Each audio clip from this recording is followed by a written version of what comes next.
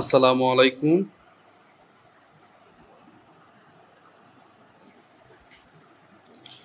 আমার প্রাণপ্রিয় সকল সহকর্মী ভাইয়েরা,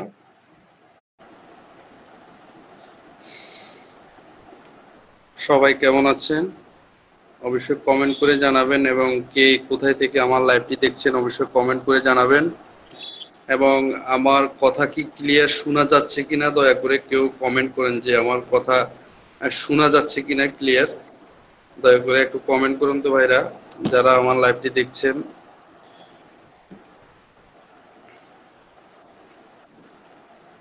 ভাই আমার কথা কি শোনা যাচ্ছে? দয়া করে একটু জানান।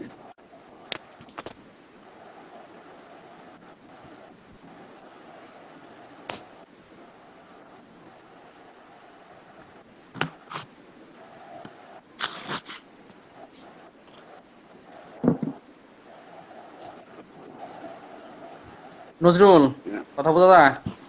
ভাই কথা বোঝা যায়? আমার কথা বোঝা যায় ভাই? স্পষ্ট বোঝা যায়। যাক, ধন্যবাদ সবাইকে। আজকের এই লাইভের মূল বিষয়টা হচ্ছে আমাদের মামলা কর্মঘণ্টা। আমরা হিসাব রক্ষণ অফিসে গিয়েছি, সেটার বিষয়ে কথা হবে। আমরা শ্রম অধিদপ্তর গিয়েছি বা শ্রম ভবন, সেখানে গিয়েছি, সেটার বিষয়ে কথা হবে। আসলে আমরা সর্বপ্রথম মামলার বিষয় দিয়ে কথা শুরু করব। আহ, আসলে একটা দুঃখজনক বিষয় এখানে হয়ে গেছে, এগুলা নিয়ে বিস্তারিত সালাউদ্দিন ভাই কথা বলবে এবং আমিও কথা বলবো। সালাউদ্দিন ভাই যদি কোনো কিছু মিস্টেক করে সেটা আমি বলবো ইনশাল্লাহ। সালাউদ্দিন ভাই আহ শুরু করেন ভাই। কালচার কি ঢুকছে? কাউসার ভাইয়ের একটা ফোন দেন ওর। আচ্ছা, আমি ওর দেখি পাই কিনা। কাউসার ভাই তো ওরা, আমি ওই যে স্টিমেটের লিঙ্ক পাঠাইছিলাম, পরে মেসেজ দিছি যে ভাই সরাসরি আইডিতে আসেন। কাউসার ভাইয়ের আইডিটা আমি এখন দেখতেছি না, উনি একটু বাইরে আছে, আমার মেসেজ দিছে যে, বলছে যে ভাই আমি একটু বাইরে আছি, আপনারা কন্টিনিউ করেন, আমি ঢুকতেছি। আপনি একটু ফোন দিন তো কাউসার ভাই।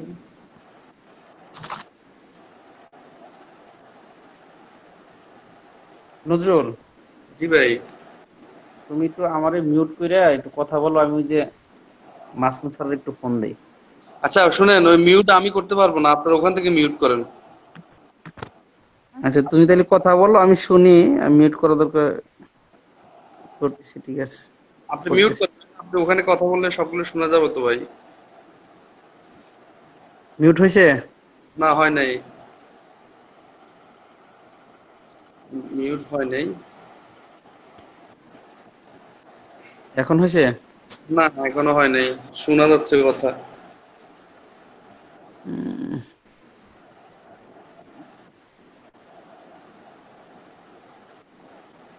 আচ্ছা, আপনি কথা পরে বললেন, বুঝছেন? এখন আপাতত এখানে থাকেন। একটু কথা আহ, বললে ওখান থেকে কি বললো একটু করা যায় তো। আমি, তুমি করো ওই, তুমি কথা বলতে থাকো, আমি বাইরে থেকে একটু কথা বলে আসি। নজরুল,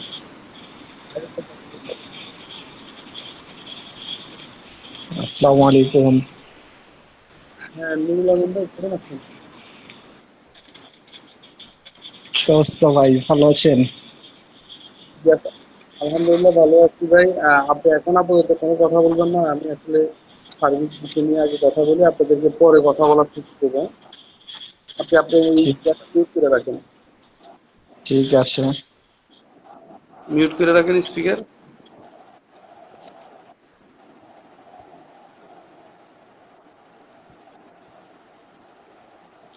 যাই হোক, প্রিয় সহকর্মী ভাইয়েরা সবাই কেমন আছেন? আহ, আমরা আসলে, আপনারা সবাই জানেন, গতকালকে ঢাকায় ছিলাম। আমাদের পুরা একটা টিম, মানে যারা এই সর্বশেষ দপ্তরি কাম প্রহরীদের জন্য মামলা কর্মঘণ্টা বা বিভিন্ন বিষয়ে কথা বলতেছিল, কাজ করতেছিল, সকলেই গতকালকে ঢাকায় ছিল। ঢাকায় ঢোকার মূল উদ্দেশ্যটা ছিল আমাদের মামলা। আমাদের যারা আমরা আছি, বিশেষ করে আমার যে আমরা, আমি বা আমার সালাউদ্দিন ভাই বা আমাদের যারা আছে, আমাদের যে আমরা, আমাদের যারা আছে আমরা, আমরা সবাই একটা পরিকল্পনা ছিল আমাদের, যে আমরা আগামী গতকালকে যে আমরা ঢাকায় এর আগের দিন দুপুরবেলায় সবাই বাড়ি থেকে বের হয়ে গেছি। বের হওয়ার পর আমাদের মূল উদ্দেশ্য ছিল ঢাকা। এর ভিতর সালাউদ্দিন ভাই উনি বিকালে কোর্টে চলে গেছে। যাওয়ার পর ওখান থেকে আমরা আসলে খোঁজ খবর নিচ্ছি। আমাদেরকে সবাই আহ, বলছেন বা আমরা ওখান থেকে আমাদের যে একটা আমরা যে কাজটা করি সেখান থেকে বলা হচ্ছে যে আপনাদের মামলার শুনানি হয়ে যাবে, আপনারা সার্বিক প্রস্তুত থাকেন। ওই সুবাদে আমরা সারা বাংলাদেশে আসলে সেখানে বলছি যে আসলে আমাদের মামলা শুনানি হবে, কারণ আমরা আপনারা জানেন যে লিঙ্কটাতে কাজ হয় সেখান থেকে যে ইনফরমেশনটা আসে সেটা কখনো ভুল হয় না। এখন পর্যন্ত সেই ইনফরমেশন কখনোই রং হয় না, কিন্তু বাট হঠাৎ করে আসলে একটা অনাকাঙ্ক্ষিত ঘটনা ঘটে যায়। আমাদের মামলাটা আহ একটা অবস্থানে থাকতো, এর ভিতর ২ নম্বর কোর্টের একজন বিচারপতি জাজ, যেটা জাজ আর কি বিচারপতি, উনি ছুটি ছুটিতে চলে যান অসুস্থ জনিত কারণে। ছুটিতে যাওয়ার পর প্রধান বিচারপতি ঘোষণা দিয়েছেন যে ২ নম্বর কোর্টের যে বিশেষ মামলাগুলো আছে সেগুলো ১ নম্বর কোর্টে নিয়ে আসো। যেহেতু ২ নম্বর কোর্টের একজন জাজ থাকবে না, সেহেতু ২ নম্বর কোর্টের বিশেষ মামলাগুলো শুনানি হবে না, সুতরাং এগুলো ১ নম্বর কোর্টে নিয়ে আসো। আর এটার কারণেই আমাদের মামলাটা আসলে আমরা আর শুনানি করাইতে পারি নাই। ওখানেই আমাদেরকে বিকেলে বলে দিছে যে আগামীকাল আপনাদের মামলা শুনানি করা যাবে না, কারণ এখানে অনেক রাজনৈতিক বা বিভিন্ন বিষয়ের যে মামলাগুলো আছে ওখানে এগুলা থাকবে, এগুলার জন্য আপনাদের মামলাটা শুনানি হবে না। তারপরও আমরা আসলে হাল ছাড়ি নাই। আমরা আমাদের যারা সহকর্মীরা আছে আমরা রাত্রে সবাই একসাথে হয়েছিলাম, আমরা একেবারে অলওয়েজ সবাই একসাথে হয়েছি। হওয়ার পর আমরা আসলে ঢাকাতে কি করব না করব একটা টেনশনে ছিলাম। এর ভিতর আমাদের যারা সহকর্মী ছিল, যারা আসলে ঢাকামুখী থাকার কথা, যারা আসলে পরের দিন মামলার জন্য ঢাকার আসবে, আমরা সবাইকে নিষেধ করে দিই যে আপনারা ঢাকায় ঢুকেন না। আমরা যেহেতু ঢাকায় ঢুকে গেছি, আমরা আমাদের বিভিন্ন বিষয় আমরা কথা বলবো বা আমরা বিভিন্ন কাজ করে যাব, এবং আমরা মামলাটার একটা গতি করে আমরা একটা ঢাকায় ছাড়বো। না হয় আমরা ঢাকা ছাড়বো না। আর এর ভিতর আমি আর সালাউদ্দিন ভাই বা আমরা কাউসার ভাই যা আমরা আছি, যারা আছি, আমরা তো অন্য একটা পন্থা বা আমরা একটা গ্রুপ, বা আমরা যদিও মামলার বিষয় ওখানে সবাই একসাথে ছিলাম, বাট দিন শেষে আমরা কিন্তু আমাদের যারা মামলা পরিচালনা বলেন, যারা আমার অন্য অন্য যারা আছে তাদের সাথে আমাদের একটা সাংগঠনিক ক্ষেত্রে মত পার্থক্য আছে। তো ওরা ওদের সাংগঠনিক পর্যায়ে কাজ করবে, যেহেতু মামলাটা শুনানি হচ্ছে না, আমরা আগের দিন নিশ্চিত হয়ে গেছি। ওনারা আসলে আমরা অনেকক্ষণ থাকার পর আমরা যে যার মতো ওনারা ওনাদের হোটেলের রুমে চলে গেছে, আমরা চলে গেছি সাভার। আমি আর সালাউদ্দিন ভাই সেখানে সাভার আপনার রজ্জব দেওয়ানের ওখানে চলে গেছি। আমরা ওখানে রাত্রে যাপন করছি, আর ওখানেই থাকা অবস্থা আমি আসলে সালাউদ্দিন ভাইকে এতটুকু বলছি যে আমরা আসলে আহ কর্মঘণ্টার বিষয় নিয়ে অধিদপ্তর যাব রাত্রে, এইটাই বলছি। তো সালাউদ্দিন ভাই বলছে অবশ্যই যাব আমরা। এর ভিতর আমি একটা পরিকল্পনা সাজাইছি সারা রাত ধরে, যে আমরা আসলে কর্ম পরিকল্পনা একটা ছিল এরকম যে আমরা কর্মঘণ্টার বিষয় নিয়ে অধিদপ্তর যাব। সেখান থেকে আমরা আহ, আমার একটা যে মাথায় আছে যে আমাদের বাংলাদেশের বিভিন্ন সহকর্মীদের বিভিন্ন উপজেলা বেতন বোনাসের সমস্যা, সেগুলোর জন্য আমরা প্রধান হিসাব রক্ষণ অফিসে যাব। যেহেতু ওনারা এর আগে আমাদের সহকর্মীদেরকে বলছে যে আপনাদের বিষয়ে আমরা জুলাইতে একটা সিদ্ধান্ত জানাবো, এই বিষয়ে মাথায় আমার ছিল। তারপর আমরা ওখানে গেছি। তারপর আমরা শ্রম ভবনে গেছি। আমি আসলে শুরুটা করতেছি, বিস্তারিত সালাউদ্দিন ভাই বলবে, সালাউদ্দিন ভাইয়ের পরে আমরাও বলবো, আমিও বলবো। আহ শ্রম ভবন গেছি, তারপর ওখান থেকে আমরা আবার কোর্টে এসেছি। তো আমাদের আমরা সালাউদ্দিন ভাই বা আমাদের সাথে কাউসার ভাই, এর ভিতরে নাসির ভাইও অ্যাড হয়েছিল। নাসির ভাই চলে গেছেন বিদেশে, আমাদের সাথে দেখা করার জন্য আসছিল। তো নাসির ভাই দেখা করে চলে গেছে। এর ভিতর আমরা আসলে সারাদিন অনেক ব্যস্ততা মাধ্যমে দিন পার করছি। অনেক সহকর্মী, অনেক ভাই ব্রাদার, অনেক ঘনিষ্ঠ মানুষ ফোন দিয়েছে, আমি কারো ফোনই রিসিভ করি নাই। অত্যন্ত ক্ষমা প্রার্থী সবার কাছে, যারা আসলে অনেক আশা ভরসা নিয়ে আপনারা ফোন করেছেন। আমি আসলে আমার মাথায় একটাই ছিল যে আমাকে আমার যে লক্ষ্যগুলো আছে সেখানে পৌঁছাইতে হবে, চেষ্টা করতে হবে। এখন আর কারোর সাথে কথা বললে আসলে কাজ হবে না, সেজন্যই আমি কারো ফোন রিসিভ করি নাই। সালাউদ্দিন ভাই এখন আছে, সালাউদ্দিন ভাই কথা বলবেন। তারপর আমিও বলবো, সালাউদ্দিন ভাই কোনো কিছু মিস্টেক করে গেলে বা উনি তো একজন মানুষ, ওনার একটু বয়স হয়েছে, যদি কোনো কিছু ভুল হয়ে যায় আমি সেগুলো সংশোধন করব। এখন সর্বপ্রথম সালাউদ্দিন ভাই বিস্তারিত বলুন। সালাউদ্দিন ভাই বলেন। আসসালামু আলাইকুম রহমতুল্লাহ। এই সকল সহকর্মীকে আমার পক্ষ থেকে সালাম, অভিনন্দন, ভালোবাসা। আসলে আমরা প্রত্যেকেই অধীর আগ্রহে 14 তারিখের দিকে তাকাইছিলাম যে আমাদের মামলাটার অবস্থা কি হয়। নজরুল অনেক কথাই বলে গেছে যে আসলে 14 তারিখে মামলাটা শুনানি করার জন্য সর্বাত্মক চেষ্টা ছিল, আমাদের যথেষ্ট প্রস্তুতি ছিল, যে সহকর্মীরা কাজ করতেছে সবার ভিতরে একটা প্রস্তুতি ছিল এবং যার যার অ্যাঙ্গেলে প্রত্যেকেই সার্বিকভাবে প্রস্তুতি নিয়েছিল মামলাটাকে শুনানি করার জন্য। অনাকাঙ্ক্ষিত ভাবে আমাদের মামলাটা শুনানি হয় নাই। নজরুল বলে গেছে কিছু স্যার অসুস্থতা থাকার কারণে দেখা গেছে মামলাটা ডিলে হয়, পিছনের দিকে চলে যায় সিরিয়াল 2 নম্বর কোর্টেরই। আসলে এই সবকিছুই একটা আসলে মামলার অংশ, কারণ এগুলো হবে, এরকম হবে, এটা স্বাভাবিক একটা বিষয়। কিন্তু দেখা গেছে যে আমাদের কিন্তু কোনো প্রস্তুতির কোনো ঘাটতি ছিল না, আমরা সবাই প্রস্তুতি নিয়েছিলাম মামলাটাকে সর্বাত্মকভাবে শুনানি করানোর জন্য। যাই হোক, আশা করা যাইতেছে ইনশাল্লাহ ওই যখন নাকি আমরা জানতে পারলাম যে মামলাটা আসলে শুনানি হচ্ছে না, এর জন্য যাতে নাকি আগামী 21 তারিখ মামলাটা কনফার্ম শুনানি করানো যায়, এর জন্য প্রস্তুতি বা সকল প্রক্রিয়া সম্পন্ন করার জন্য যে কাজগুলো করা আছে এগুলো করার জন্য সিদ্ধান্ত হয়।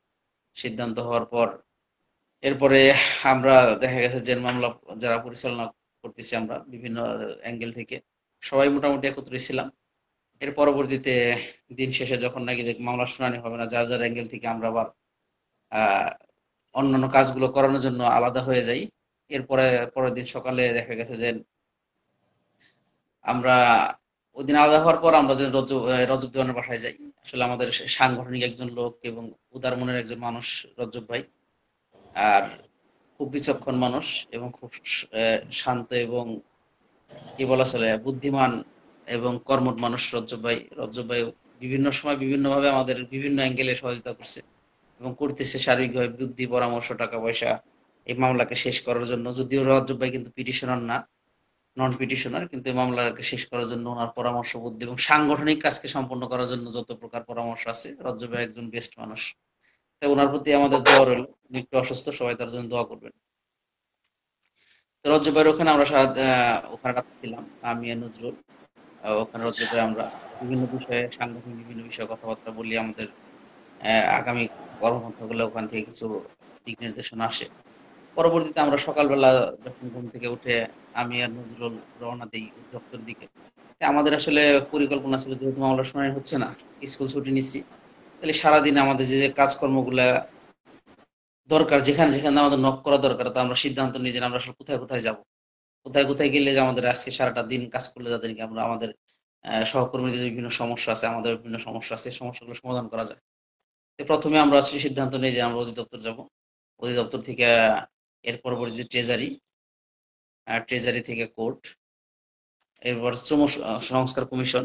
মানে এইভাবে আমরা আমাদের পরিকল্পনাকে সাজাই।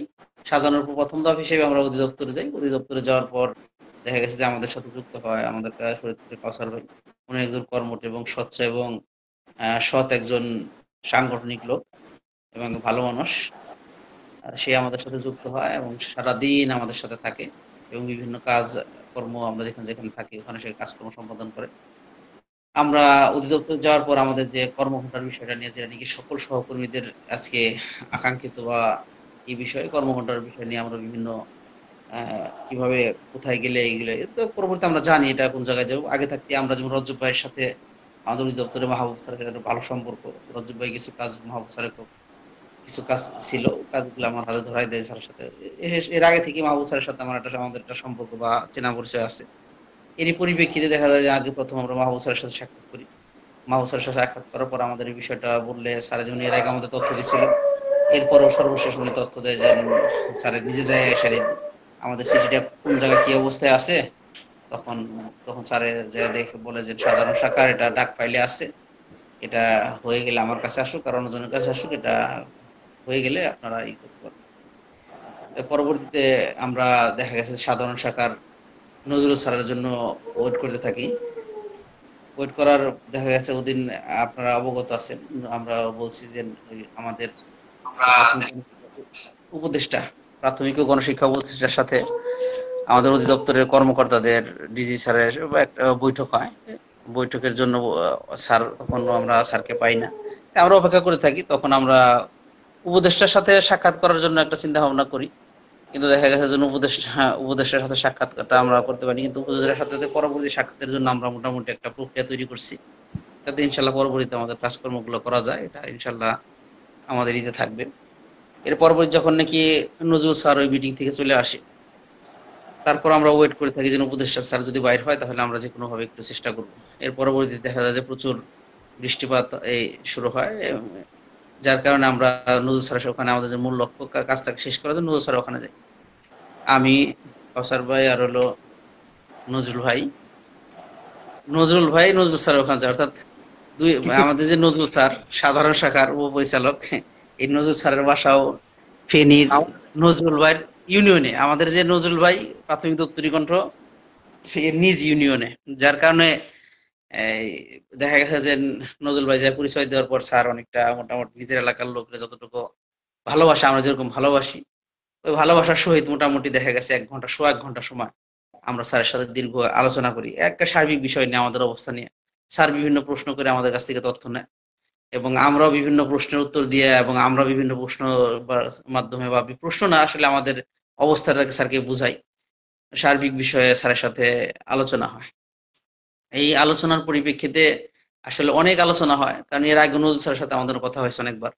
আমি, নাসিরউদ্দিন মোল্লা, সাধনকান্ত বারৈ, এরা যারা বিভিন্ন সময় অধিদপ্তরে গেছি নজরুল স্যারের সাথে বিভিন্ন বিষয়ে কথা বলছে।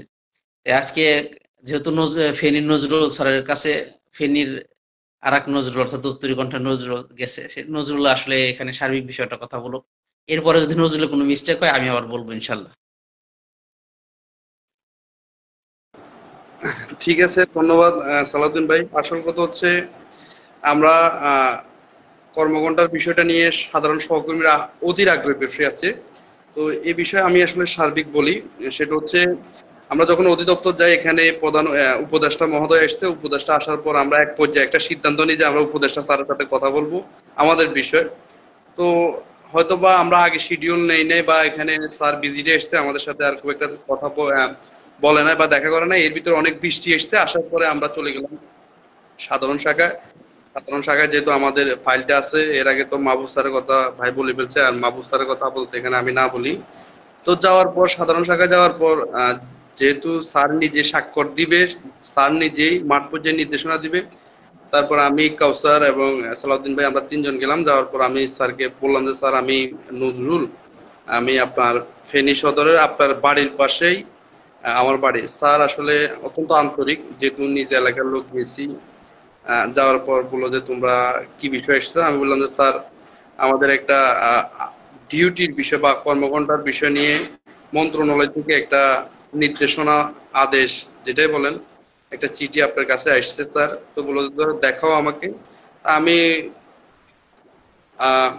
আমার মোবাইল থেকে স্যারকে দেখাইলাম। স্যার যদিও এটা স্যারের ইন্ডেক্সে ছিল, বাট তারপরেও উনি আমার কাছ থেকে জানতে চাচ্ছে যে কি কি চিঠি এসছে।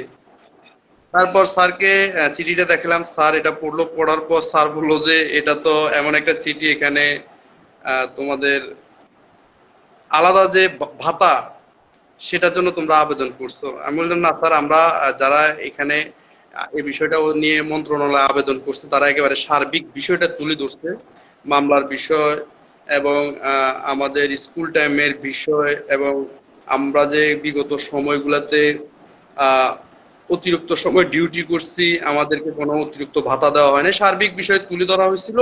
সার্বিক বিষয় তুলে দেওয়ার পর মন্ত্রণালয় থেকে ওনারা এই চিঠিটা দিছে। তো স্যার আমাকে প্রশ্ন করতেছে এই চিঠিতে তুমি কি বোঝো। আমি বললাম স্যার আমি হলাম ছোট মানুষ, আপনি আমার পিতৃতুল্য, আপনি কি বুঝেন, আমি আসলে খুব একটা বুঝতেছি না। তারপর স্যার বললো যে তোমাদের মাঠ পর্যায়ে হালাকাগত কি। তো জিজ্ঞেস করলো তোমরা কি স্কুলে থাকো। আমি বলছি অবশ্যই স্যার আমরা থাকি, আমাদের উপর অনেক নির্যাতন করা হয়। আমি একেবারে স্যারকে ওই যে কে মারা গেছে, কে মারা যায় নাই, কি হয়েছে, আমি একেবারে স্যারকে সবকিছু বলছি। স্যারও জানার আগ্রহ, যেহেতু আমি স্যারের এলাকা। স্যার মানে একেবারে মানে কি বলবো, ওই যে সালাউদ্দিন ভাই কাউসার ছিল, কাউসার তো এখন লাইভে, আমি ওনাকে লাইভে ইনভাইট করছিলাম যে স্যার কি পরিমাণ আন্তরিক, মানে নিজের এলাকার মানুষ মন খুলে কথা বলতেছে। হ্যাঁ, যাই হোক, স্যার বললো যে তোমরা কি থাকো। আমরা অবশ্যই স্যার আমরা থাকি, এবং আমরা এটার জন্য আহ, খুব কষ্টে আছি, আমরা খুব কষ্টে আছি মাঠ পর্যায়ে। স্যার আপনি খবর নেন। আমি বললাম যে স্যার আপনি দূরে যাওয়ার দরকার নেই, আপনি আমার ইউনিয়নে দুইটাই স্কুল আছে, এখানে খবর নেন, ফোন দেন। আপনার বাড়ির পাশে একটা স্কুল আছে, এখানে যে ওনারা থাকে কিনা। হ্যাঁ, আপনি এখানে ফোন দেন। এরপর এরপর বললাম যে স্যার আপনি নিজের এলাকায় ফোন দেন, দূরে যাওয়ার দরকার নাই। স্যার বললো যে হ্যাঁ ঠিক আছে। তারপর বললো যে আমি স্যার আমরা থাকি, এটা তো স্যারকে বুঝাইলাম। তারপর বললাম যে স্যার আমরা শুধু থাকি না, এখন আমাদের থেকে বিদ্যালয় থেকে কিছু হারাই গেলে স্যার আমাদেরকে পুলিশি হয়রানি, লক্ষ টাকা জরিমানা, 50,000 টাকা জরিমানা, তারপর বিভিন্ন মানসিক টর্চারিং আছে। তো স্যার বললো যে এখানে আহ, বিদ্যালয় থেকে কিছু হারাই গেলে তোমাকে কেন জরিমানা দিতে হবে? আমি বলছি, স্যার এটা আমাদের জন্য হয়। স্যার নিজেই প্রশ্ন করতেছে, স্যার অনেক প্রশ্ন করতেছে। তো বললাম স্যার এটা আমাদের জন্য হয়, আপনি খবর নেন। আমার ফেনী সদরে এখন পর্যন্ত 3 থেকে 4টা ছেলের লক্ষ টাকা জরিমানা নিয়ে গেছে, 50,000 টাকা জরিমানা নিয়ে গেছে। স্যার আপনি দূরে যাওয়ার দরকার নাই, আমি আপনার ঘরের ছেলে, আপনি আমার ফেনীতে ফোন দেন। ফোন দিলে আপনাকে আমি বিদ্যালয়গুলো দেখাই দেবো স্যার, ওখানে আপনি খবর নেন। আমি দূরের কথা বললাম না। তারপর স্যার বললো যে বিদ্যালয় চুরি হয়ে গেলে বিদ্যালয়ে কি থাকে, ওখানে ল্যাপটপ পদার্থ থাকে, এটা তোমার কাদের উপর কেন তুলে দিবে? হ্যাঁ। তা আমি বললাম স্যার এরকম এরকম ঘটনা হয়, আপনি মাঠ পর্যায়ে আপনাদের লোক আছে, আপনারা খবর নেন। তারপর স্যার এই জিনিসটা নলেজে নিচ্ছে, নেওয়ার পর তারপর আমি আবার তুলে ধরলাম যে আমাদের কিছু সহকর্মী বিদ্যালয়ে আত্মহত্যা করছে বা তাদের লাশ পাওয়া গেছে। আমি যে স্যার 24 ঘন্টা ডিউটির যন্ত্রণা কতটুকু স্যার, মানে অনেক ছেলের লাশ পাওয়া গেছে। সর্বশেষ লালমনিরহাটে সাইফুল ভাইয়ের ঘটনাটা তুলে ধরলাম যে স্যার উনি বিদ্যালয়ে সার্বক্ষণিক অবস্থান করার কারণে ওনার পরিবারের সাথে ওনার দূরত্ব বেজে যায়, একটা পারিবারিক কলহ সৃষ্টি হয়ে পরবর্তী ওনার একটা সময় বিদ্যালয়ে লাশ পাওয়া গেছে। এরকম অনেক ছেলে আছে। তো স্যার মানে এগুলা দেখ শুনে মানে হতভম্ব হয়ে আছে। তো বলছে যে এইগুলা কি হচ্ছে? আমরা তো শুধু বলছি এতটুক যে এই ছেলেগুলা নিয়োগ হবে ক্যাশমেন্ট এলাকা থেকে, আহ, শুধু বিদ্যালয়টা দেখে শুনে রাখার জন্য। আমরা ক্যাশমেন্ট এলাকা থেকে ছেলেগুলো নিয়োগ দিছি যেন বিদ্যালয়গুলো আশেপাশে থাকে, তারা এখানে তাদেরকে থাকতে হবে, তাদেরকে 24 ঘন্টা ডিউটি করতে হবে, এটা তো আমরা বলি নাই। তো স্যার বললো যে আচ্ছা, এর ভিতরে স্যার আমাকে হঠাৎ করে একটা প্রশ্ন করলো, আমাকে সালাউদ্দিন ভাইকে। সেটা হচ্ছে আচ্ছা এই যে অন্যান্য যে প্রতিষ্ঠানগুলো আছে, যেমন এই যে ইবতেদায়ী মাদ্রাসা বা হাই স্কুল, ওখানে কয়জন লোক আছে? স্যার আমাকে জিজ্ঞেস করতেছে। তো আমি বললাম যে স্যার এখানে 5 জন লোক আছে। হাই স্কুল গুলাতে আয়া নিয়োগ দেওয়া হয়, তারপর দপ্তরি নিয়োগ দেওয়া হয়, পরিচ্ছন্ন কর্মী নিয়োগ দেওয়া হয়, তারপর আপনার নৈশ প্রহরী নিয়োগ দেওয়া হয়, আরো একটা নিয়োগ দেওয়া হয়, ওটার পদের নামটা আমি আসলে খুব একটা মনে করতে পারি নাই, আমি ওটা বলতে পারি নাই। পরবর্তী আমি বললাম স্যার এই 5 জন করে নিয়োগ আছে, আপনি আপনার এই যে আমি আবারও ওই বিষয়টার উদাহরণও আমি আমার ইউনিয়নে, যেহেতু স্যার আমার ইউনিয়নের বালিগঞ্জ স্কুল, আমি স্যার আপনি বালিগঞ্জ স্কুল খবর নেন, হাই স্কুল, এখানে 5 জন লোক আছে। স্যারের বাড়ির পাশে মধুয়াই উচ্চ বিদ্যালয় একটা বিদ্যালয় আছে। আমি বললাম স্যার আপনি মধুয়াই উচ্চ বিদ্যালয়ে ফোন দেন, ওখানে 5 জন আছে। হ্যাঁ, এখানে 5 জন, আর এখানে হাই স্কুল গুলাতে যেখানে 5 জন সেখানে স্যার আমরা 1 জন। তো স্যার আসলে জানতে চাচ্ছে যে এই তোমাদের যে মামলা হয়েছে, মামলার ওখানে এই কি জবাব দিচ্ছে? আমি বলছি স্যার আব্দুল আলিম স্যার তো ওখানে ডাইরেক্টলি বলছে যে এটা স্কুল টাইম ডিউটি, এটা কখনোই 24 ঘন্টা ছিল না। তো ও বলে তো ও খুব চালাক, স্যার ডাইরেক্টলি বলতেছে এটা উনি খুব চালাক। আরে ভাই এটা বলছো না? এটাই বলছে। হ্যাঁ, ও খুব চালাক। এরকম না, এরকম বলছে যে ওখানে যদি শুধু বলে যে 24 ঘন্টা ডিউটি করায়, কেউ তো আর তাকে আস্ত রাখবে না। সবাই তো এমন ভাবে ধরবে, মানে কোর্ট হ্যাঁ, যেহেতু এমন ভাবে ধরবে, যার কারণে সে ওখান থেকে কৌশল কৌশল অবলম্বন করছে।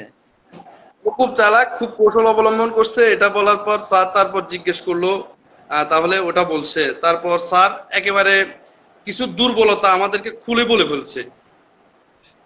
ফেলছে, মানে এখানে 1.5 ঘন্টার মতো কথা হচ্ছে কনভার্সেশন স্যার। মানে আমরা যেহেতু নিজের এলাকার লোক, এর ভিতরে অনেক মানুষ আসতেছে যাচ্ছে আমাদের সাথে, ওনার কন্টিনিউ কথা চলছে।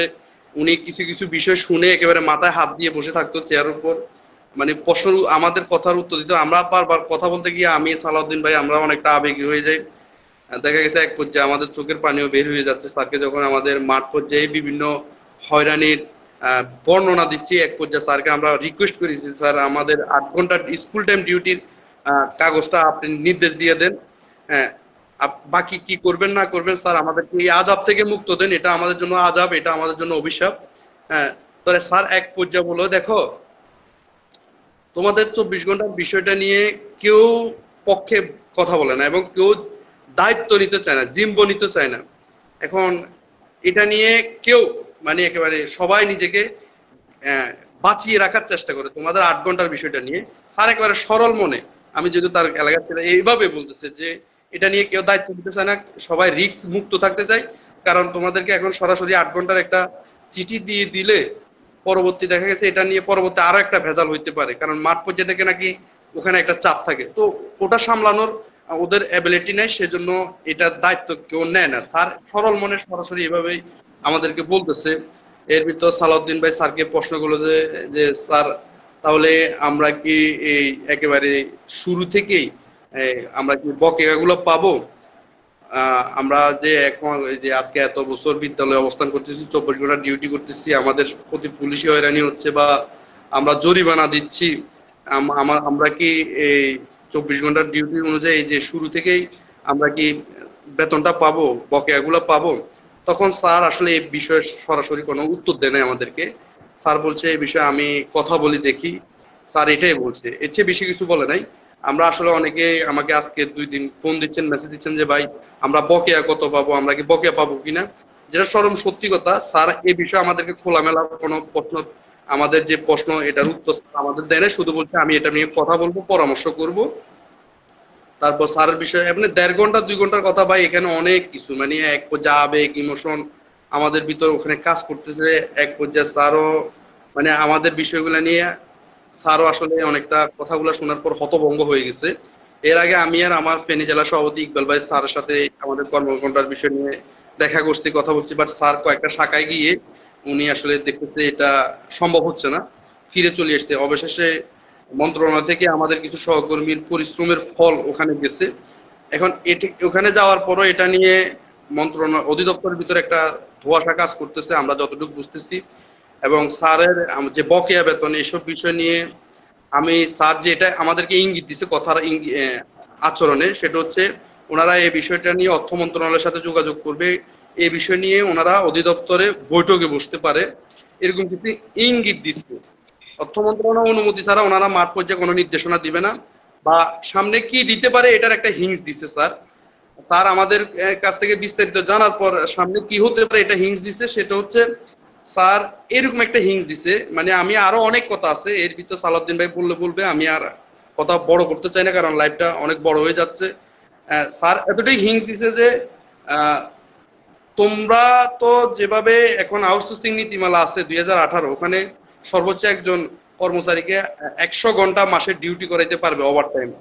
তো 100 ঘন্টার জন্য এর ভিতর স্যার আমাদেরকে এটাও প্রশ্ন করছে যে যে যদি ওভার টাইম করো তাহলে এখানে পার ঘন্টা কত করে তোমাদেরকে দিতে হবে বা দেয়।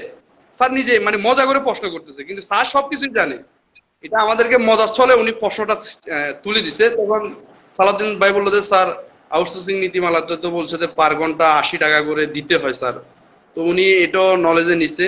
তারপর বলছে মানে বলছে বলার পর যেটা স্যার আমাদেরকে হিংস দিচ্ছে সেটা হচ্ছে এটা মাঠ পর্যায়ে একটা নির্দেশনা আসবে, নির্দেশনাটা এমন আসতে পারে, নির্দেশনাটা এমন আসবে যে দপ্তরি কাম প্রহরীদেরকে মাসে 100 ঘন্টা ওভার টাইম করাবে, এই ধরনের চিঠি আসবে, সেখানে 100 ঘন্টার ওভার টাইমের বেতন যে ভাতা সেটা দিয়ে দিবে। এখন এই আমি তখন স্যার যখন আমাকে এটা বলছে বা আমাদেরকে এটা বলছে, তখনই আমি বুঝে গেছি যে আমাদের কর্মঘণ্টার বিষয়টা সমাধা হয়ে গেছে। বলে 100 ঘন্টা ওভার টাইম করাবে, কর্মঘণ্টার বিষয়টা কেমনে সমাধা হলো। মাঠ পর্যায়ে যখন 100 ঘন্টা কর্মঘণ্টার জন্য 100 ঘন্টা অতিরিক্ত ভাতার জন্য যখন নির্দেশনা দিবে, তখন আপনাকে আপনার উপজেলা জেলাগুলা আপনাকে কোন টাইমের পর আপনাকে মানে অতিরিক্ত ভাতা দিবে। তার মানে স্কুল টাইম 9টা থেকে 4টা 15 পর্যন্ত আপনি স্কুল টাইম ডিউটি করবেন, এটার বাইরে যখন আপনাকে ডিউটি করাবে মাসে সর্বোচ্চ 100 ঘন্টা ডিউটি করাইতে পারবে, আর 100 ঘন্টার ভাতা আপনাকে দিবে। সুতরাং 100 ঘন্টা যদি মাসে আপনার ডিউটি করতে হয়, তাহলে আমি ওখানে ক্যালকুলেটার সাথে সাথে মানে স্যারের সাথে কথা বলতে বলতে মেরে দিচ্ছি। মেরে দেওয়ার পর আমি 100 ঘন্টাকে 30 দিন ভাগ করার পর আমি দেখছি 3 ঘন্টা 30 মিনিট, এ ধরনের একটা মানে সর্বোচ্চ 3.5 ঘন্টা আর কি, 3.5 ঘন্টার মতো আপনাকে দিনে ওনারা অতিরিক্ত সময় ডিউটি করাইতে পারবে। তার মানে স্যার এই নির্দেশনাটা মাঠ পর্যায়ে আসলে সাথে সাথে আপনি অতিরিক্ত কাজ করে অতিরিক্ত কিছু টাকা ইনকাম করার সুযোগও পাচ্ছেন এবং আপনার কর্মঘণ্টাটাও সমাধান হয়ে যাচ্ছে। হ্যাঁ, তবে আমরা স্যারকে মানে অনেক অনুরোধ করছি যে স্যার আপনি আমাদেরকে সরাসরি স্কুল টাইম ডিউটির একটা বা সরাসরি কর্মঘণ্টা নিয়ে একটা পরিপত্র দেন। স্যার আসলে সরল স্বীকারোক্তি, যেহেতু উনি নিজে বলছে যে এটা জিম্বো কেউ নিচ্ছে না, আমি চেষ্টা করছি। সালাউদ্দিন ভাই আছে, আমি মিথ্যা বললে।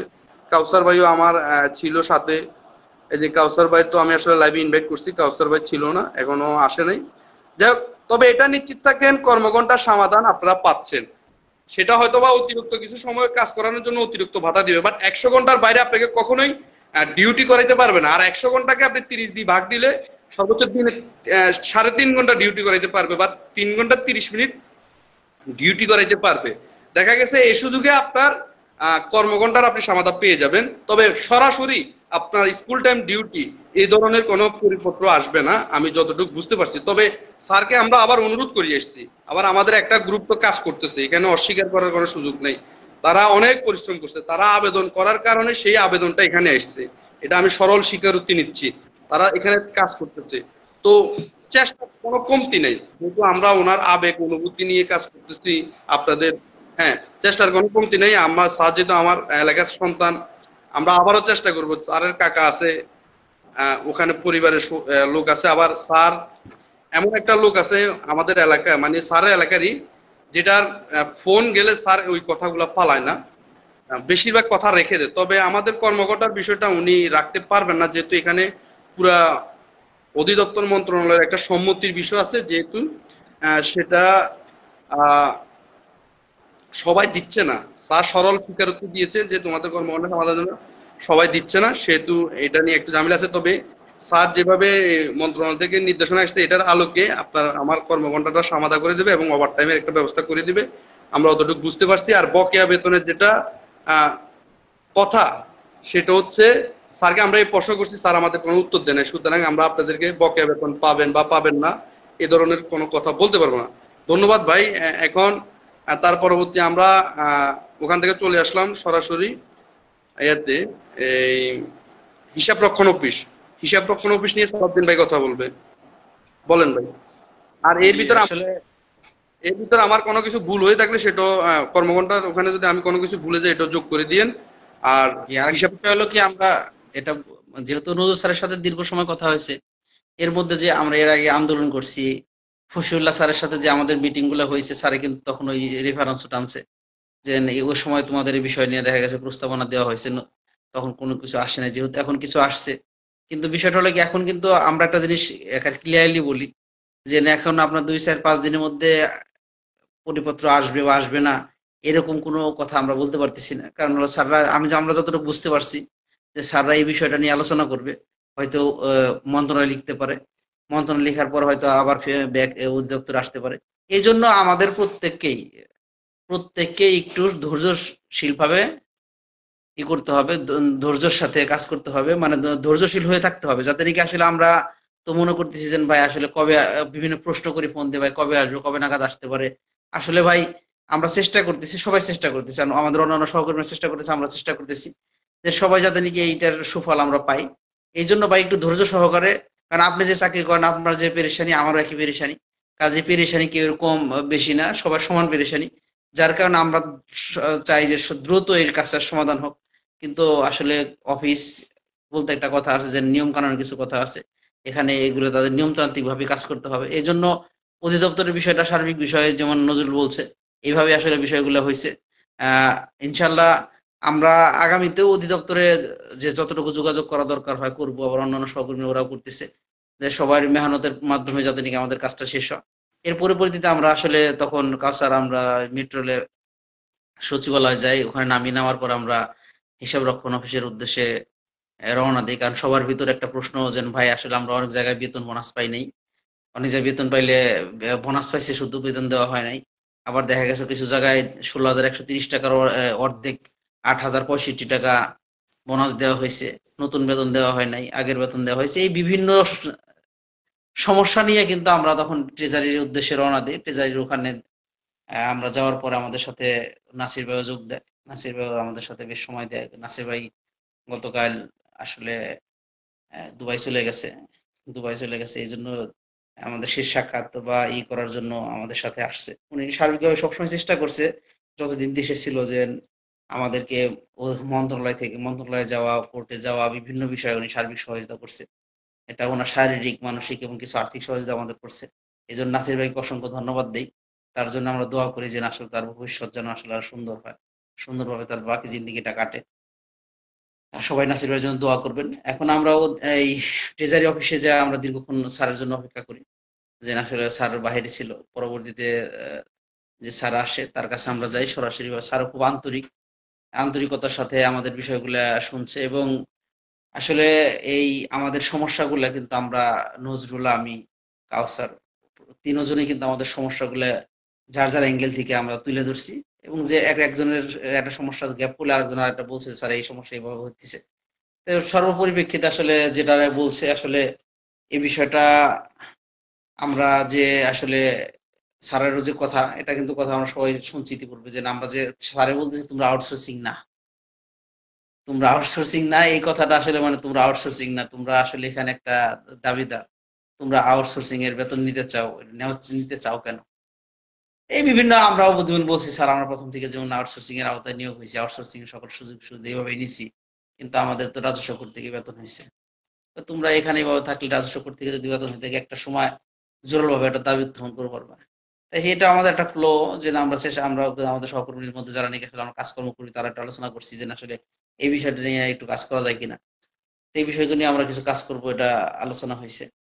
এখন স্যারের বললাম, স্যার তো সারা বাংলা যেহেতু আমরা এভাবে পায়ে আসছি, স্যার এখন এই অবস্থায় আমার দিক থেকে সবাইকে বোনাস দেওয়ার কথা বলে দেওয়া হয়েছে, এবং সার সংক্ষেপ যে কথাটা বলতেছি, যে স্যার আন্তরিকতার সাথে বলছে যে সর্বশেষ যেখানে কি বেতন বোনাস হয় নাই, তাহলে স্যারে নাম্বার দিচ্ছে আমাদেরকে, যে ওই উপজেলার অ্যাকাউন্টস অফিসার, ওই উপজেলার অ্যাকাউন্টস অফিসারের সাথে জাস্ট মাত্র অ্যাকাউন্টস অফিসারই কথা বলবে, উনি ওনার সাথে, উনি আর কোনো পার্সনের সাথে কখনো কথা বলবে না।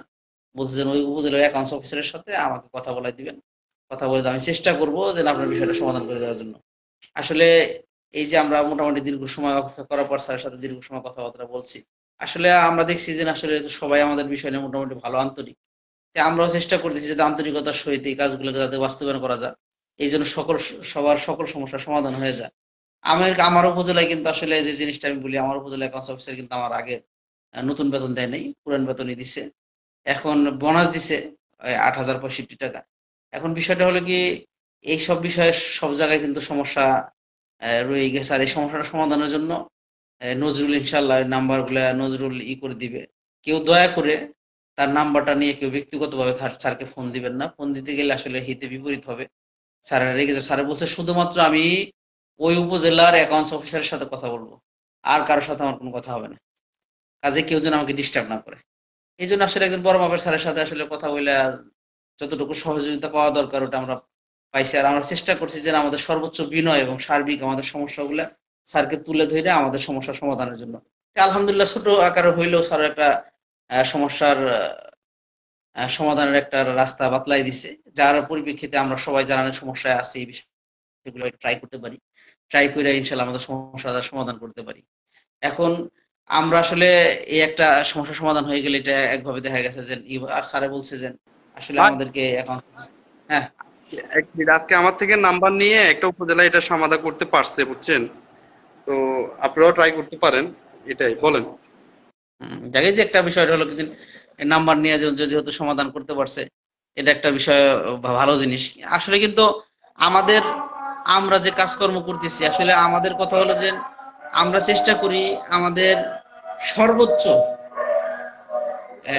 ইটা দিয়া দিলে সার্বিক বলা হয় দিল থেকে কোনো কুলসিত না রেখে আমরা কাজ করার জন্য। অনেকেই অনেক রকম মন্তব্য করতে পারে, অনেকেই অনেক রকম বলতে পারে। আসলে ভাই কেউ কাজ করলে যারা কাজ করতেছে তাদেরকে, যেমন অন্যান্য সহকর্মী কাজ করে তারা অনেক কাজ করতেছে, তাদেরকে আমরা ধন্যবাদ জানাই। আর আমরা চেষ্টা করতেছি, আমরা আপনাদের কাছে ধন্যবাদ পাই না ভাই, একটু দোয়া করেন যাতে নাকি আমরা কাজ করতে পারি, দোয়া করেন যাতে নাকি আমরা কাজ বাকি যে সময়টা যে আছে আমাদের, যাতে সমস্যা সমাধানের জন্য আমরা কাজ করতে পারি। আর ট্রেজারি অফিসে এই শেষ পর্যন্ত এই সমস্যাটা যেমন নজরুল আজকে বলছে যে একজনের নাম্বার নিয়ে কিন্তু এই সমস্যাটা সমাধান করতে পারছে, তাহলে আসলে মোটামুটি দেখা গেছে যে আসলে এই দিক থেকে আমরা মোটামুটি একটু কাজ করতে পারছি, এটা আমরা বলতেই পারি যে আসলে এই যে যাওয়ার কারণে এই সমস্যাটা একটু সমস্যার সমাধান হবে ইনশাল্লাহ। আমি আগামীকাল আমার সমস্যাটা নিয়ে ইনশাল্লাহ ইতে যাব, আশা করি আমারটাও সমাধান হবে। এই জন্য আসলে সবাইকে আমরা বলবো যে আসলে কেউ হতাশ হবেন না, ধৈর্য ধরলে পরে ইনশাল্লাহ আমাদের ধৈর্যের ফল মিষ্টি হয়। আর ধৈর্য ধরলে ইনশাল্লাহ আল্লাহ তাআলা আমাদেরকে সঠিক গন্তব্যে পৌঁছাবে।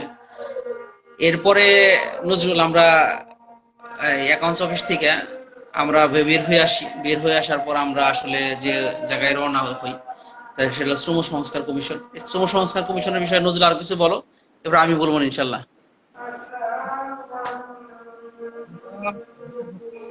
আমাদের আমার তো এটা আমি রাত্রে ঘুমানোর আগে আমার এটা পরিকল্পনা সাজানো। আমি কিন্তু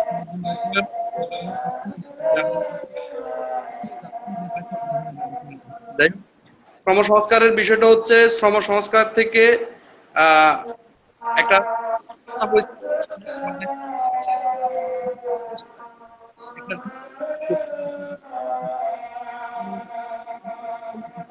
হচ্ছে আমাদের যে মামলাটা চলমান আছে সেটা তো চলমান আছেই, এর পাশাপাশি সংস্কার কমিশনের যে ফাইলটা আছে এটা খুঁজে বের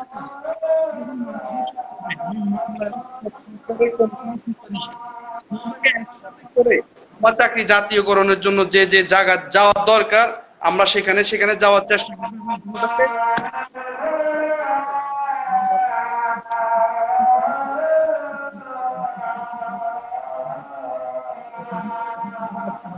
সালাউদ্দিন ভাই কয়েকদিন এ করার পর ভাই সেদিক থেকে কিছু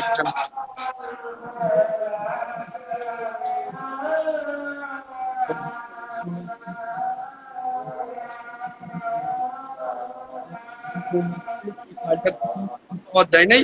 পরবর্তী কালকে আমরা গেছি শ্রম ভ্রমণে গেছি এই আমরা আমাদের তো পাই না, ওখানে আবার একটা সমস্যা ছিল, এখানে একটা ভাই ছিল তার কারণে স্যার সবাই ওখানে ঢুকে গেছে। তারপর আমরা আসলে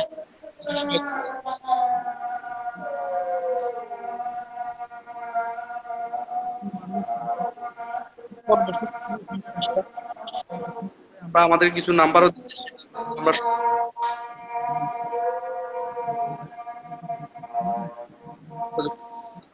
করব। এবং ইন্টারেস্টিং বিষয় হচ্ছে আমরা একটা রাস্তা পাইছি যেটা নাকি আমরা অধিদপ্তরে পাইছি, যদি আমরা মামলাটা শেষ করতে পারি আর যদি ওই যে এই শ্রম সংস্থার কমিশনের যদি সুপারিশটা একসাথে পাই, এই দুইটা ফাইল নিয়ে আমরা এক জায়গায় ঢুকতে পারবো। আমরা ওখানে দাঁড়িয়ে একজন লোককে খুব বিনয়ভাবে অনুরোধ করে ওনাকে বুঝাইছি আমরা দপ্তরিকাম পড়ে আমরা অনেক কষ্টে আছি, আমরা স্যারদের দেখা পাই না, স্যারের সাথে আমরা ধরা পাই না, বা আমরা আপনারা আমাদেরকে স্যারদের সাথে একটু ব্যবস্থা করে দেন। তো একজন লোক উনি অনেক ইনয় বিনয় করার পর উনি রাজি হয়েছে। যাক, এখন সেটা আর বললাম না বিস্তারিত। যাই হোক, আমি শুধু এখন ফাইলগুলো খুঁজে পাইলে আমাদের সর্বোচ্চ চেষ্টা থাকবে এগুলো বাস্তবায়নের জন্য, যে যে রাস্তাগুলা। এর ভিতর আমাদের এক সহকর্মীর সাথে বর্তমান রাজনৈতিক যারা একটু প্রভাবশালী আছে তাদেরও কিছু লিঙ্ক আছে, বাট তারাও বলতেছে যে ভাই আপনারা যদি সহযোগিতা চান সহযোগিতা আমরা করব। তো আমি চাচ্ছি আসলে সংস্কার কমিশনের সুপারিশটা ফাইলটা কোথায় আছে সেটা বের করে আনার, মামলাটাও এদিকে শেষ হয়ে যাওয়ার পথে। ইনশাল্লাহ মামলা নিয়ে আপনারা কেউ হতাশ হবেন না, মামলা খুব দ্রুত শেষ হয়ে যাবে। তো এই দুইটা জিনিসকে এক করেই আমরা আমাদের জাতীয়গণের যে সামনের দিকে কাজ সেগুলো আমরা করার চেষ্টা করবো। এর হচ্ছে কথা। সালাউদ্দিন ভাই বলেন। আসলে যে শ্রম সংস্কার কমিশনের যে স্যারের সাথে তোমার কথা আমি বুঝি নাই ভালো মতো, খালি নেটে সমস্যা করতেছে। আসলে আমরা শ্রম সংস্কার কমিশনের যে ওই স্যারের যে একটা নাম্বার আমরা পাইছি, আমি স্যারের সাথে কিছুক্ষণ আগে আমাদের নজরুল লাইভ শুরু করার পর স্যারকে ফোন দিছিলাম। তো স্যার বলছে যে না, আমি অসুস্থ, আমি কথা বলতে পারতেছি না, আমার জ্বর, ঠান্ডা, মাথা ব্যথা। তাই আমরা স্যারের জন্য দোয়া করে আল্লাহ তাআলা তাকে সুস্থ করেন। তাই স্যারের সাথে আল্লাহ যদি চায় কালকে হয়তো আমি আর একটা অবসর টাইমে স্যারকে ফোন দিব। যদি স্যারের সাথে কথা বলে হয়তো আমরা সার্বিক তথ্যটা নিতে পারবো, সার্বিক তথ্যটা নিতে পারলে ওই অনুযায়ী আমরা সামনের দিকে কাজ আগাবো। বা এই বিষয়টা হলো কি, আমি তথ্য নিলাম, আগাইলাম, অন্যজন এসে কাজ করলো, কোনো সমস্যা নাই। অন্যজন তথ্য নিল, এসে আমি যা কাজ করলাম, কোনো সমস্যা নাই। সবার লক্ষ্য এক, সবার উদ্দেশ্য এক। এখানে আসলে ওই দেখা গেছে আমি কাজ করে অনেক কিছু করতে পারছি, অনেকে করতে পারে নাই, এই বিষয়টা না। সবার সম্মিলিত প্রচেষ্টায় কিন্তু আজকে আমরা এই পর্যায়ে পৌঁছেছি। আগে অনেক আন্দোলন হয়েছে, অনেক আবেদন জমা হয়েছে, অনেক কষ্ট ক্লেশ, অনেক বিভিন্ন জায়গায় দৌড়াদৌড়ি হয়েছে। ভাই তাদের এই অবদানটা কিন্তু ছোট না। তাদের এই দিনের পর দিন ঢাকায় যাওয়া, দৌড়াদৌড়ি করা, আবেদন করা, সবকিছুর আজকের নির্যাসটা হইলো আমরা যে এখন বিভিন্ন জায়গায় যে সফলতা পাইতেছি, সফলতার মুখ দেখতেছি, এটা হলো তার নির্যাস। এই জন্য আগে যারা এই কাজগুলো করছে তাদেরকেও অসংখ্য ধন্যবাদ জানাই। কারণ হলো তাদের এই কাজের বিনিময়ে ভাই একটা জিনিস সহজে কথা, যে বাংলাদেশ যখন 1948 সালে দেশ ভাগ হয়, ভাগ হওয়ার পর দেখা গেছে যে 48-এর পর থেকে 52, 52-এর পর থেকে 66, এরপরে 69, এরপরে 71, বিভিন্ন ধাপে কিন্তু এই বাংলাদেশটাকে স্বাধীনতার দ্বারপ্রান্তে নিয়ে আসছে। অর্থাৎ পিছনের অবদানটা কিন্তু ব্যাপক।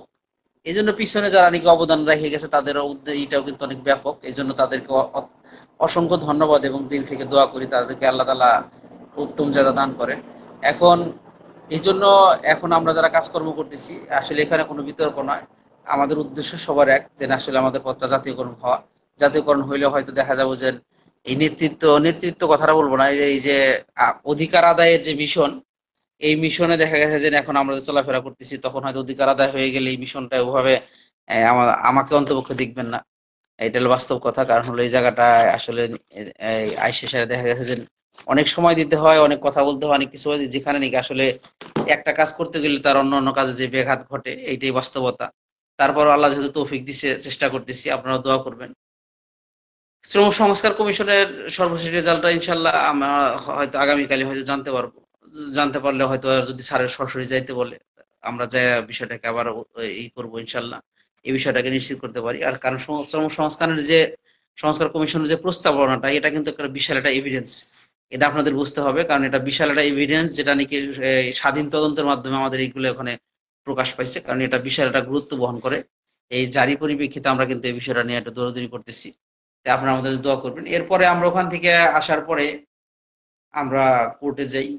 কোর্টে যাওয়ার পরে আসলে এই আমাদের সার্বিক বিষয় নিয়ে মনিরুজ্জামান লিঙ্কন স্যারের সাথে আমরা আলোচনা করি যে আমাদের এই অবস্থা। স্যার জানে, স্যার নিজেও বললো যে হঠাৎ করে জাজ অসুস্থ হওয়ার কারণে কোর্ট 2 নম্বর কোর্ট বসে নাই। স্যারের সাথে কথা হলো, স্যারের ওখানে আরো কিছু কথাবার্তা হয়েছে। এই বিষয়ে নজরুল কিছু বলো। আপনি বলেন লিঙ্কন স্যারের বিষয়ে, আপনি বলেন লিঙ্কন স্যার আসলে কেমন কি একটু বলেন। না আসলে আমি যেটা বলবো যে একজন লিঙ্গন স্যার আসলে মানুষ হিসেবে অনেক হেল্পফুল মানুষ, মানুষকে সহযোগিতা করা তার একটা হ্যাবিট বলা চলে।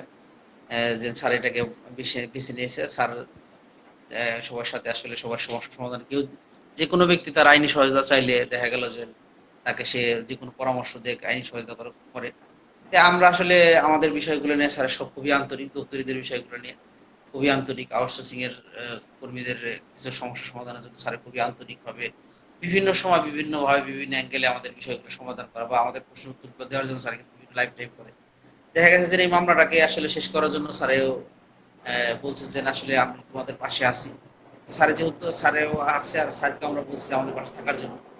আমরা স্যারকে যেরকম শ্রদ্ধা করি, স্যারও আমাদের ওরকম স্নেহ করে। স্যারের জায়গা থেকে স্যারে যে নজরুলকে খুব ভালো জানে। কারণ নজরুলের এই যে এই বিভিন্ন ভিডিও এগুলা স্যারে বলে যে না তুমি তোমার কাজগুলো সুন্দর আছে, তুমি চালায় যাও। আলহামদুলিল্লাহ আসলে নজরুলকে আমরাও বলি যে নজরুল এই বিষয়গুলো সবার সঠিক তথ্যগুলো সবসময় জ্ঞাপন করার জন্য বা সামনে উপস্থাপন করার জন্য চেষ্টা করে। এই জন্য নজরুলকে স্যার একটু প্রশংসা করছে আলাদাভাবে যে নজরুল একটু ভালো ই করতে। যাক আল্লাহ ভরসা। বিষয়টা হলো কি, মনিরুজ্জামান লিঙ্কন স্যারের আমাদের যে সর্বশেষ যে আমরা ইনশাল্লাহ মামলা উইন করবো। এখানে আমাদের করার কোনো সুযোগ নাই। আমরা যেভাবে করলে এফোর্ট করলে আমরা উপস্থাপন করলে আমরা উইন করি, সেভাবে উপস্থাপন করা হবে ইনশাল্লাহ। মনে হয় যেমন লিঙ্কন স্যার, যেমন আমি বলছি স্যার আগামী সোমবার ইনশাল্লাহ আমাদের মামলা কিন্তু হিয়ারিং হবে, আল্লাহ যদি চায়। স্যারও উপস্থিতি আছে। এই জন্য সবাই স্যারের জন্য দোয়া করবেন, আমরাও স্যারের জন্য দোয়া করি। আর ওখান থেকে কোর্টের কাজকর্ম মোটামুটি ওখান থেকে শেষ হওয়ার পরে আমরা কিন্তু দেখা গেছে যে আস্তে আস্তে আমরা আমাদের বিভিন্ন আলোচনা করতে করতে আমরা বের হয়ে আসি। এরপরে যার যার উদ্দেশ্যে আমরা রওনা হই। নজরুল কোনো গ্যাপ পড়ছে এর মধ্যে? না, আর কোনো গ্যাপ পড়ে নাই। আমরা ভিতরে আর একটু সময় কাটা, এখানে একটু বিশেষ ব্যক্তির সাথে আমরা একটু আমাদের সার্বিক সাক্ষাৎ ছিল, ওটা করেই আমরা চলে যাই। যাই হোক, দিন শেষে ইনশাল্লাহ মামলাটা খুব তাড়াতাড়ি শেষ হয়ে যাবে। মামলা নিয়ে কেউ হতাশ হবেন না। কাজ চতুর্দিক থেকে চলমান, বর্তমান সময় যারা কাজ করতেছে, আমরা হয়তোবা মত পার্থক্য থাকতে পারে, কিন্তু দিন শেষে একটা সত্য কথা আজকে আপনারা জানা রাখবেন, আমরা যখন সামনাসামনি হই কিন্তু আমরা এক অপরকে মানে চোখ রাঙিয়ে কথা বলার ক্ষমতাও আমাদের থাকে না। বিশেষ করে আমার থাকে না। আমি আল্লাহ পাক হয়তো বা আমাকে সেই গুণটা দিচ্ছে যে মানুষের প্রতি ভাগ দেখাইতে নেই। তো দিন শেষে আমরা সবাই যখন এক জায়গায় হয়ে যাই তখন আমরা কিন্তু একে অপরের সাথে মত পার্থক্য করে কথা বলতে পারি না, একে অপরের কথার পর কথা বলার ক্ষমতা আমাদের থাকে না, কারণ এটা আল্লাহ পাক হয়তো বা আমাদেরকে দিন শেষে একটা সম্মান। ফেসবুকে আমরা অনেক কিছুই বলি বা আমরা কর্ম অনেক মন্তব্য আমাদের পক্ষে বিপক্ষে বলি, বাট দিন শেষে আমরা একই ন- জায়গায় আমরা এক হয়ে যাই। এই হচ্ছে নজরুল, আমি নামাজের টাইম হয়ে গেছে, আমি আর 1 মিনিট কথা বলে চলে যাব। ঠিক আছে। এখন সহকর্মীর উদ্দেশ্যে আমি আরেকটা কথা বলি। আসলে ভাই, আমরা যে বিভিন্ন সময় দৌড়াদৌড়ি করছি, কাজকর্ম করতেছি, কোর্টে যাইতেছি, আইনজীবী নিয়োগ, সার্বিক মামলাকে পরিচালনার ক্ষেত্রে আসলে এখানে ব্যাপক খরচ হয়। এই জন্য আসলে আমরা কিন্তু মামলাকে পরিচালনার জন্য আপনাদের কাছে সহযোগিতা চেয়েছি, আপনারা অনেকে সহযোগিতা করেছেন। এখন আসলে 11 আওয়ার পর্যন্ত, অর্থাৎ মামলার শুনানি শেষ হওয়ার আগ পর্যন্ত, অর্থাৎ মামলার রায় আসার আগ পর্যন্ত আমাদের সাথে থাকবেন, আমাদেরকে সহযোগিতা করবেন। এখনো যারা নাকি আসলে সহযোগিতা করেন নাই, তারা দয়া করে আমাদেরকে সহযোগিতার হাত বাড়ায় দেন, যাতে নাকি আমরা আমাদের কাজগুলো সুন্দর এবং সুচারুভাবে করতে পারি, এবং যাতে নাকি আসলে কাজের মামলার বিষয়ে সার্বিক কি বলে প্রস্তুতি যেটা নাকি দরকার, ওগুলার কোনো ঘাটতি না থাকে। এই জন্য আপনারা আপনাদের জায়গা থেকে যে সহযোগিতাটা করা দরকার ছিল, অনেকে করেন নাই, অনেকে করছেন। যারা করছেন তাদের ধন্যবাদ, যারা করেন নাই তারা একটু করার চেষ্টা করেন ইনশাল্লাহ। আসলে ভাই, এই আপনার বাস্তব পক্ষে আমরা বলি, যারা আমরা কাজ করতেছি প্রত্যেকেই সহযোগিতা করেন। আমরা বলবো আমাদেরকেও করেন সহযোগিতা, তাদেরকেও করেন, বা যারে ভালো লাগে তাকে করেন ইনশাল্লাহ, কারণ মামলাটা শেষ করা দরকার। এই জন্য আপনাদের সার্বিক সহযোগিতা কামনা করে, দোয়া কামনা করে, ইনশাল্লাহ আগামীতে যে কাজকর্মের কোনো আপডেট থাকলে নজরুল জানাবে, বা আমি তো আসলে অনলাইনে ভাবে করি না, নজরুল এই বিষয়গুলোই করে। আর আমরা চেষ্টা করবো আপনাদের কাছে একেবারে সঠিক এবং নির্ভুল তথ্যগুলো দেওয়ার জন্য। এর মধ্যে যদি কোনো ভুল ভ্রান্তি হয়ে থাকে, আপনারা নিজ গুণে মাফ করে দিবেন আসলে। আর আমাদের কথাবার্তা কোনো ভুল ভ্রান্তি হয়ে থাকলে ক্ষমা সুন্দর দৃষ্টিতে দেখবেন। সবাইকে ধন্যবাদ জানিয়ে আমি বিদায় নিচ্ছি, নামাজে যাবো ইনশাল্লাহ। আসসালামু আলাইকুম।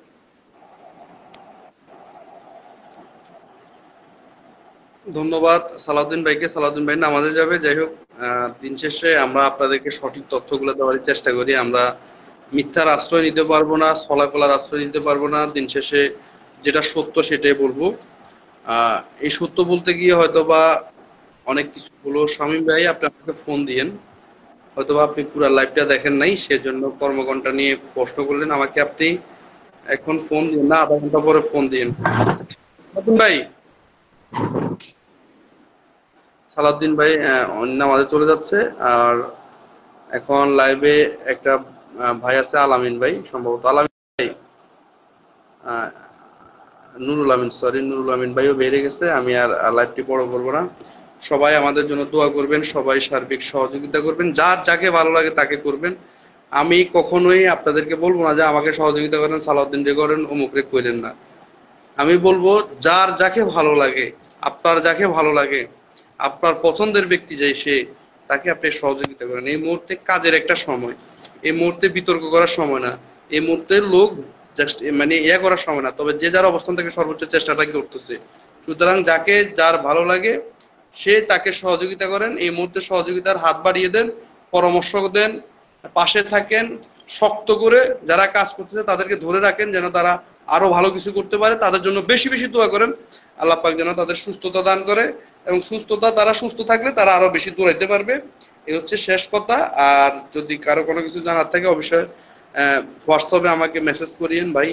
দিনে অনেক কল আসে, যেগুলো আসলে অনেক সময় সবার কল রিসিভ করা যায় না, একসাথে 3-4টাও আসে, এতগুলো কথা বলা যায় না। আহ সবাই দোয়া করবেন। বিদায় নিচ্ছি আজকের মতো। আসসালামু আলাইকুম।